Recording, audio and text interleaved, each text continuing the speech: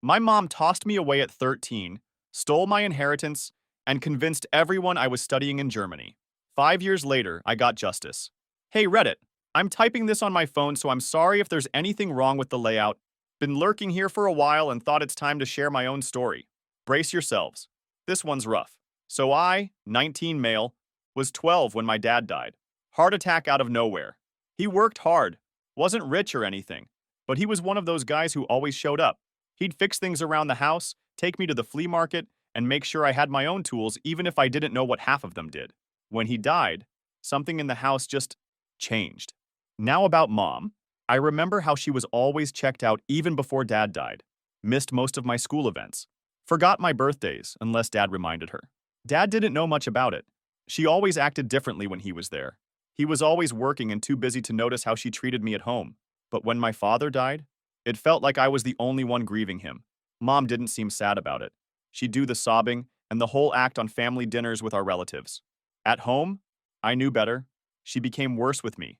At first, it was small stuff. Forgotten lunches, skipped school meetings, never picking up the phone. But it got worse fast. If I made noise, I was disrespectful. If I stayed quiet, I was ignoring her. She'd get mad over random things like how I walked or if I turned on the light in the hallway too long. There was this one time I used the last slice of bread and she didn't talk to me for 2 days. One morning, I was 5 minutes late coming downstairs and she accidentally spilled hot coffee on my arm. She'd hide my homework, then scream about how irresponsible I was. Started throwing away stuff my dad gave me, claiming it was cluttering up the house. Deleted messages from my friends on the home phone, then told me nobody called. Would lock the fridge when she left for work so I couldn't waste food. If I got sick, she'd tell me I was faking it. Even sent me to school with a 102-degree fever. Then came the yelling, right in my face, spitting words about how I was just like your worthless father. She hit me too. Not where people could see the marks, of course. Always my ribs, my back, the top of my head where my hair would hide the bruises. She had this thing about using the back of a hairbrush, said it taught better lessons than her hand. But in front of family? Oh, she was amazing. Baked cookies for the holidays, posted long Facebook paragraphs about raising a boy alone, and hugged me just a little too tightly when someone else was watching. If I even thought about saying something, she'd shoot me that look. You know the one. That try me face moms have when they want to kill you with a smile. So I didn't say anything. No one suspected a thing. Dad had a college fund set up for me, just a savings account in my name. He told me once, whatever happens, that's for your college. Not a penny before 18 inches. I didn't really understand what it meant back then, but I was grateful. So when I turned 13, after all the abuse, mom suddenly started acting nice. Like, too nice. Asked me what snacks I liked, let me watch movies I usually wasn't allowed to, even made pancakes one Saturday. I thought maybe she was just feeling guilty.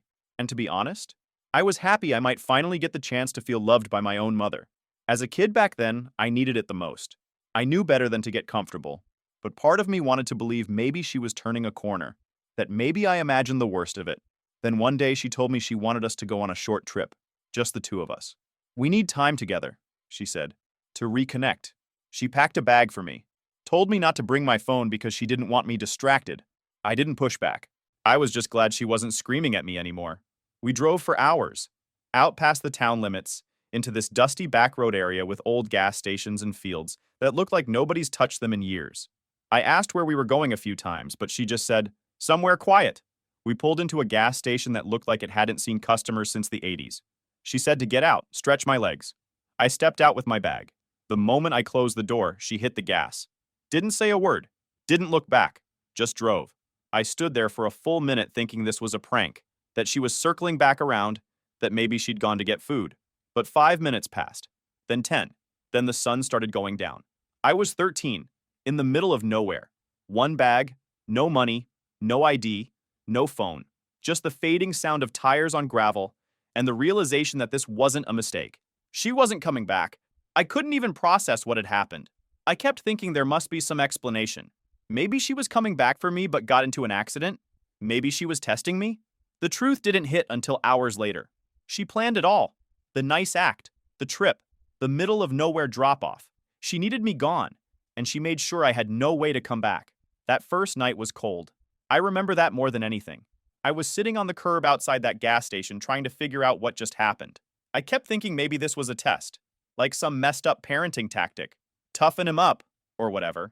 I remember how I was holding myself hard, choking back tears.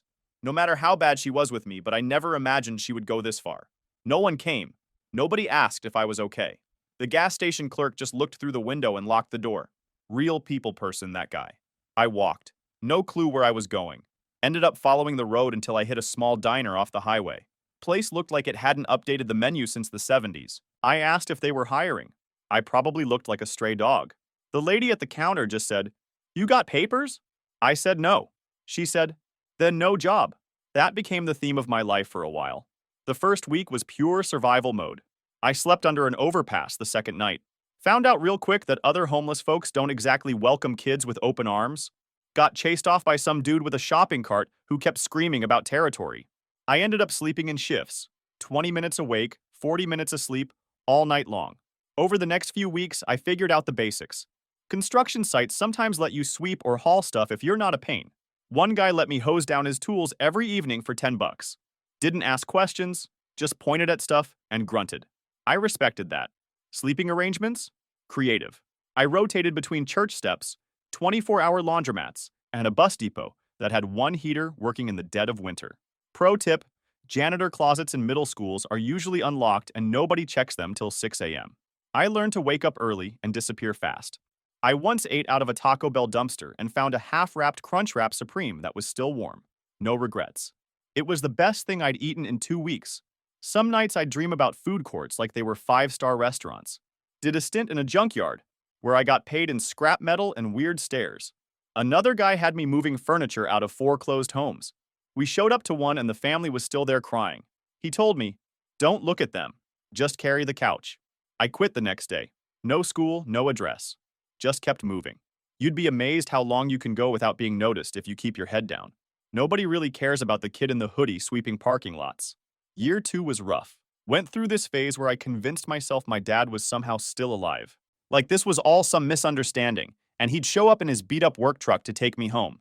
I'd see guys with similar builds walking down the street and follow them for blocks until they turned around. Not my proudest moments.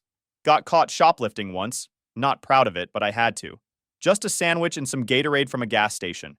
The owner grabbed my arm hard, told me he'd call the cops if he ever saw me again. I ran 5 miles that day, looking over my shoulder the whole time. Didn't go back to that part of town for months. I found this halfway house that let you crash on the floor if you scrubbed toilets and didn't cause problems. There was this dude named Snake, not joking, who showed me how to cook rice using a hotel iron. Another guy, Big Fred, told me which grocery stores tossed expired meat the same day every week. Mondays were gold. Somewhere around year 3, I stopped thinking about home. I didn't really think of myself as missing anymore. I was just existing. Some people get childhood memories. I got survival checklists. I was too exhausted to focus on anything else, almost completely hopeless too. Had this routine where I'd go to the public library every Wednesday. Not to read books or anything deep, just to use their bathroom for a real wash. I'd lock the door, strip down to my boxers, and clean myself with paper towels and hand soap. Got caught once by a janitor who just sighed and walked away. Think he knew what was up. By year 4, I had this weird acceptance going. Built a spot behind this abandoned warehouse where I kept a mattress I found on the curb and a milk crate with my stuff. Had a tarp for when it rained. Not exactly MTV Cribs, but it was mine. Started thinking maybe this was just my life now. Then I met my friend Tommy. It was at this greasy diner where I'd picked up a part-time gig washing dishes under the table.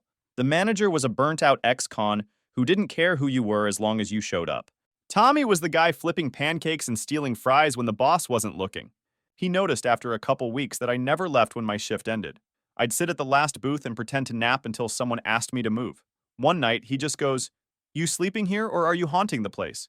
I laughed. First time I'd done that in a while. He said I could crash on his couch. "Rent's cheap," he joked. "You just gotta act like you don't see the mold." I didn't ask questions. I moved in the same night. Couldn't be more thankful. It wasn't glamorous. 1-bedroom apartment, bathroom door that didn't close all the way, TV with one working speaker. But it was warm. And it was mine, sort of.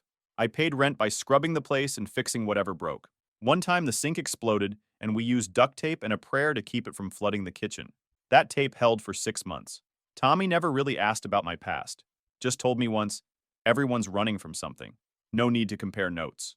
He was like 20-something. Had a kid somewhere he didn't talk about. We were both ghosts in our own ways. The couch became my spot. I'd lie there some nights and try to picture what my mom was doing. Did she regret it? Or was she just living her life like I never existed? Eventually, I saved enough to get a prepaid phone. Just a cheap little thing with a cracked screen, but it worked. Set up an email, used the local library to start piecing things together. Then, one night, just out of boredom, I logged into Facebook. Same account I made when I was 11. Still had some cringy Minecraft memes and a profile picture of me in a hoodie way too big. I scrolled a bit, started checking people I used to know. Then I saw her, my cousin Eleanor, smiling, holding a sign at some charity event, surrounded by people from our hometown. She looked exactly the same. It didn't feel real. I stared at the photo for a full minute like my brain couldn't process it.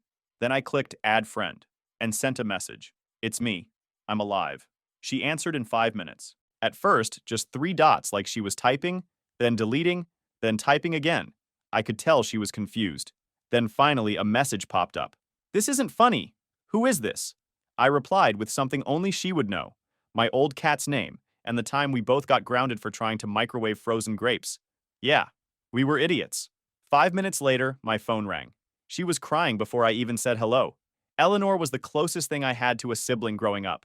She used to come over every other weekend. Her mom and mine were sisters. She was the kind of kid who memorized birthdays and actually sent cards. I never expected to hear from her again. She asked where I was. That I was safe.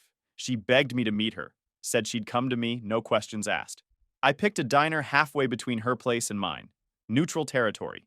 Public, just in case. When she walked in, she stopped dead, like she'd seen a ghost.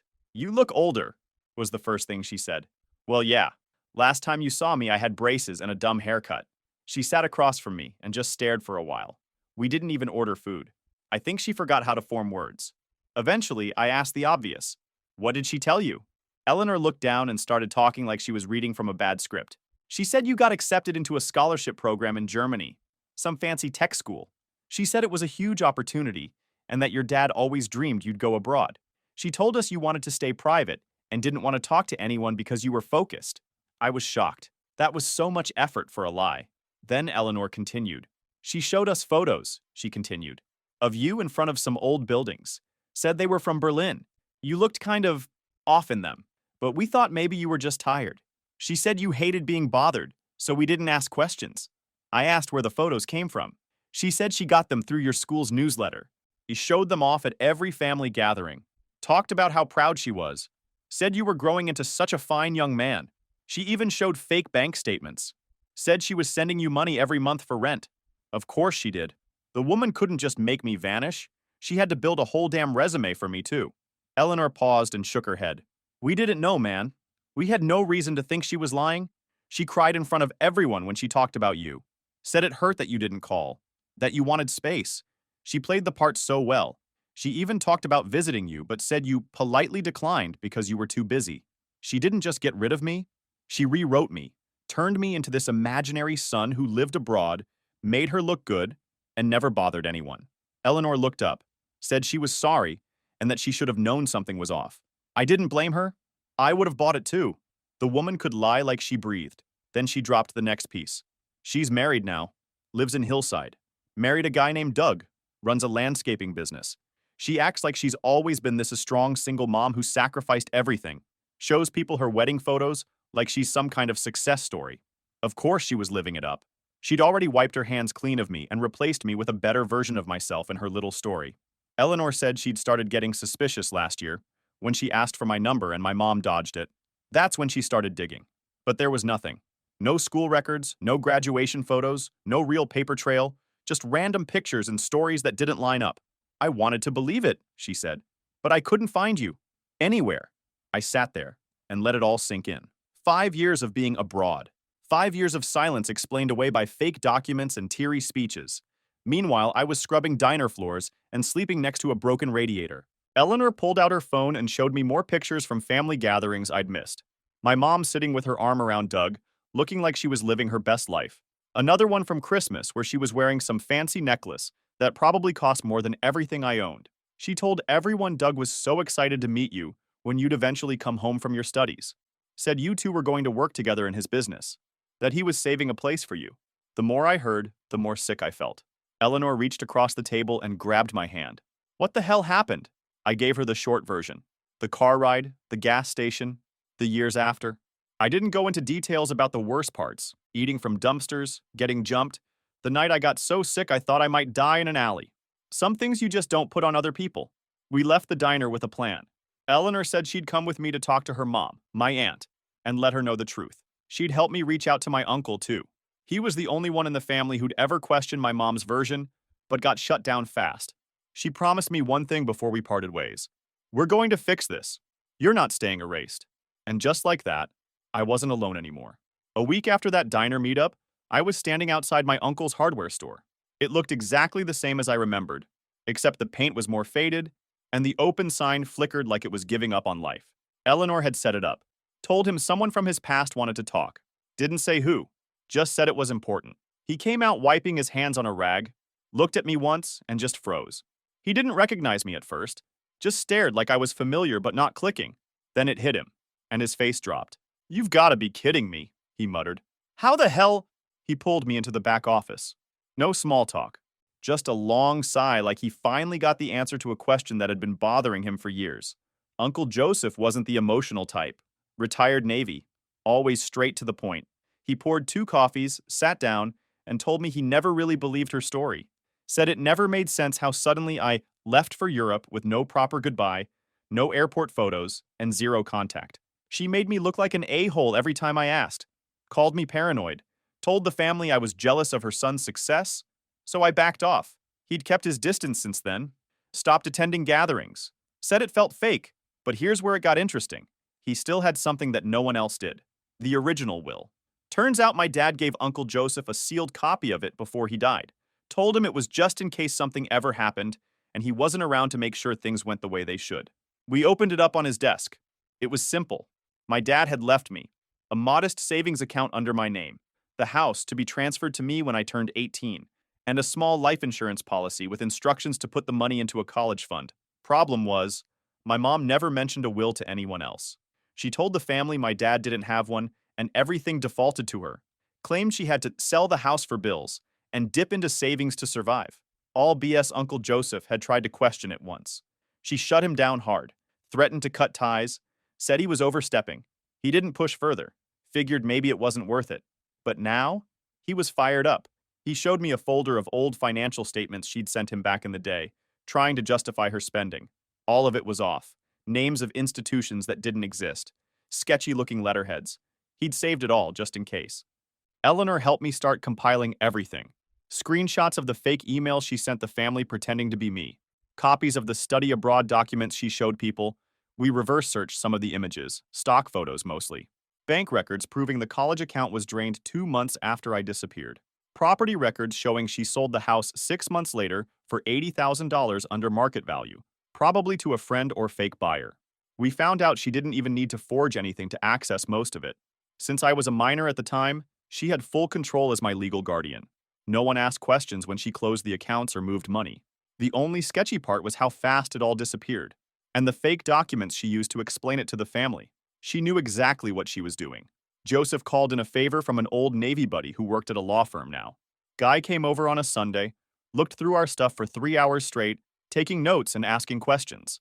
At the end, he just nodded and said, "Yeah, we can work with this." He explained that while some of what she did was technically legal, she was my guardian after all.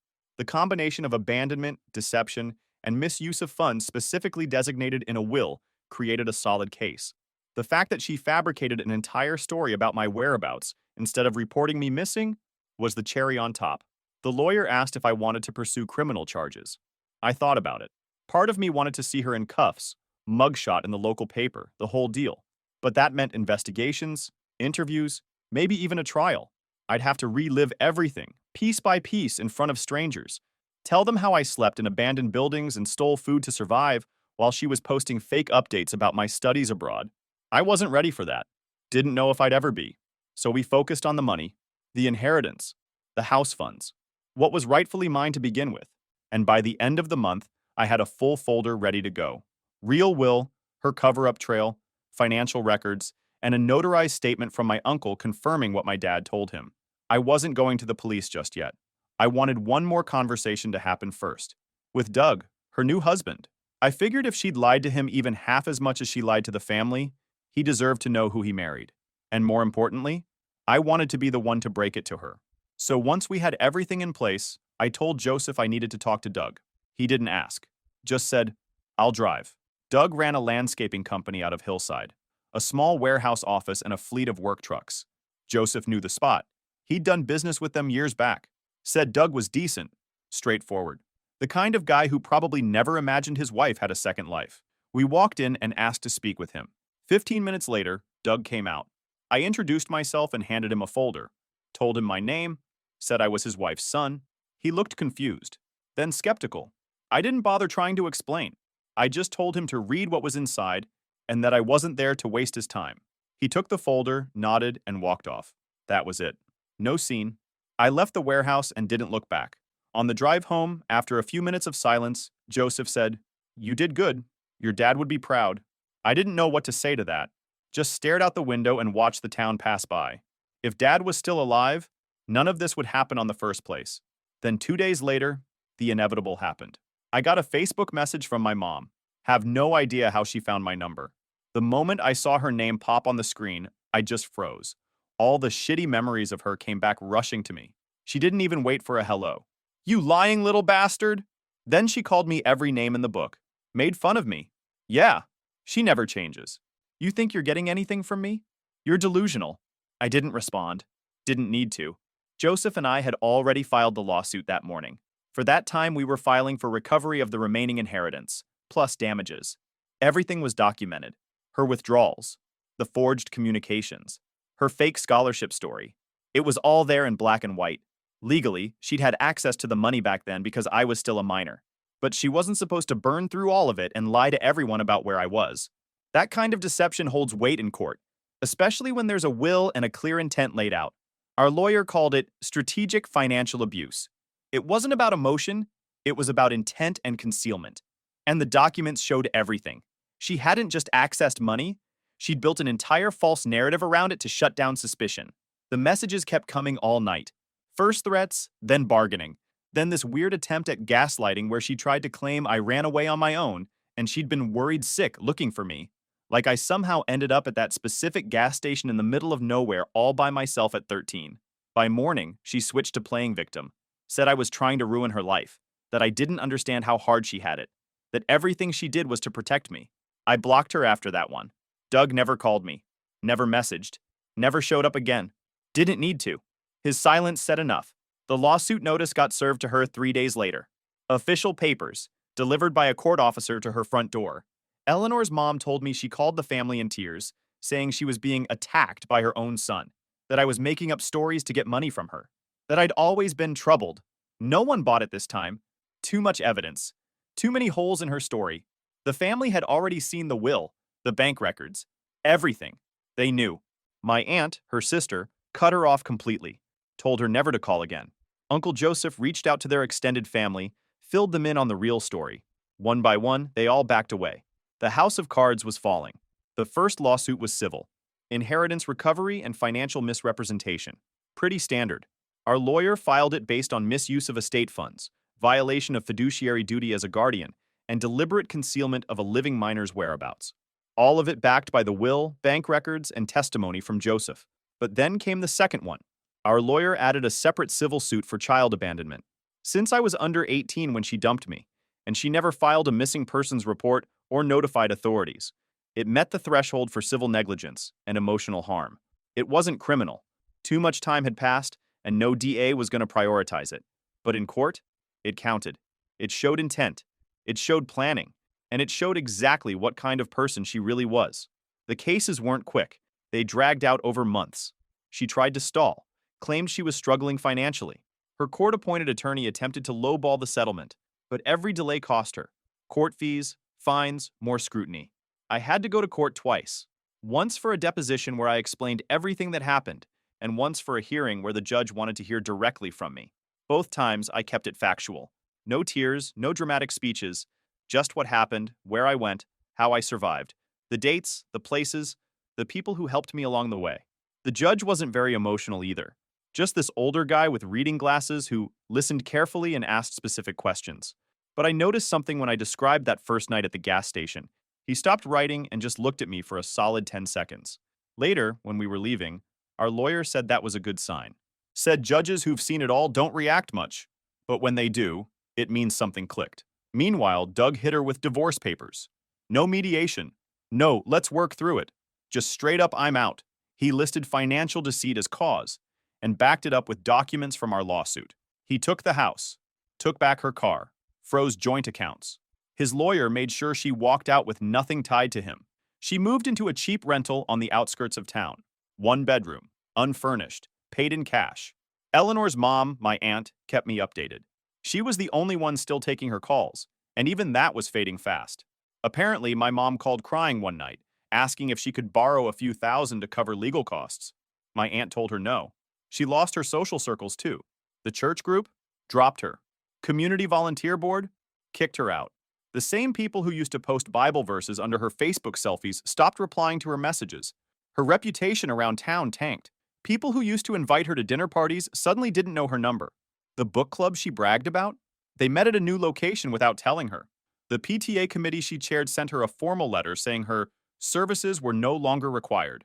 She tried to fight back, made some posts about being persecuted and how there are two sides to every story. Nobody engaged. When that didn't work, she tried playing the victim, posts about being a target of harassment, and hints about her mental health struggles. Still nothing. Then she tried direct messages to family members, trying to turn them against me. They just forwarded the screenshots to our lawyer. And the money? That's where it hurt. The court ordered her to repay $78,000, a mix of the inheritance she drained, partial interest, and damages. They gave her a structured repayment plan and put a lien on her future income. If she ever owns property again, it'll be under watch. Any large financial move? Flagged. She tried to claim bankruptcy. Didn't go through. Because the debts were tied to a civil judgment based on fraud and abuse, they were non-dischargeable, which basically means she's stuck with it. She also had to pay $4,500 in court fees and $11,000 in Doug's legal costs as part of the divorce ruling. On top of that, she owes him reimbursement for the wedding ring and a $9,000 kitchen remodel she paid for with my college fund. By the end of it all, she was left with no home, no husband, no reputation, and $100,000 plus worth of debt. And every single piece of it, her own doing. She never tried to contact me again after the Facebook threats. I think she realized there was nothing left to manipulate. Her playbook didn't work anymore. I heard through Eleanor that she found a job at some call center in the next county over. Works nights, keeps to herself, apparently dyed her hair and goes by her middle name now. Like she's trying to become someone else. Someone who didn't do what she did. Typical her, at this point. I used to wonder if she ever thinks about that day at the gas station. If she ever thought about what happened to me after she drove away. If she ever felt guilty, even for a second. But mostly, I don't think about her at all. Not anymore. I was finally convinced that she was never a mother to me. A few months later, I settled into a small apartment across town. It's not luxury, but it has real heat, a working fridge, and a lock I control. Joseph helped me land my first job doing light electrical work. Eleanor comes over sometimes, brings board games and snacks like we're kids again. We don't talk about the past much, just normal stuff. Movies, her college classes, stupid internet videos. It feels good to just be somebody's cousin again. Not a victim, not a case number, just family. I got my name back, I got my footing back. And I didn't forget the one person who took me in when no one else did. Remember Tommy? The guy from the diner who offered me his couch 5 years ago when I had nothing but a trash bag and duct-taped shoes. I called him one night, invited him for dinner, told him to show up hungry. He did. I handed him a plate, opened a cold Coke, and just said, "Took me long enough?" He shrugged like it wasn't a big deal, but I could tell he was surprised I remembered him at all. We sat there eating while some game played on TV that neither of us was watching. He asked what I was up to these days. I told him about the job, the apartment, the settlement. He just nodded and said, "Good for you, man. About time something went your way." Until now, we hang out more often. He was like the older brother I never had. So that's it. That's how things went for now. It was rough, but taught me a lesson. A lot of lessons TBH. Do I wish things went differently? Sure, but thinking about it, things were on my side from the beginning. Only the process was tough. A fair advice for the fellas who might be going through something similar. Never stay silent. You see all this mess? It wouldn't happen if I spoke about it. If I'd told my father, my uncle, anyone. I was just too afraid. Thought none would be able to help me. But reality, they do help. It only takes the courage to speak up and seek help. Edit. Since a lot of people are asking, yes, I'm working on getting my GED. Thank you guys so much for your support.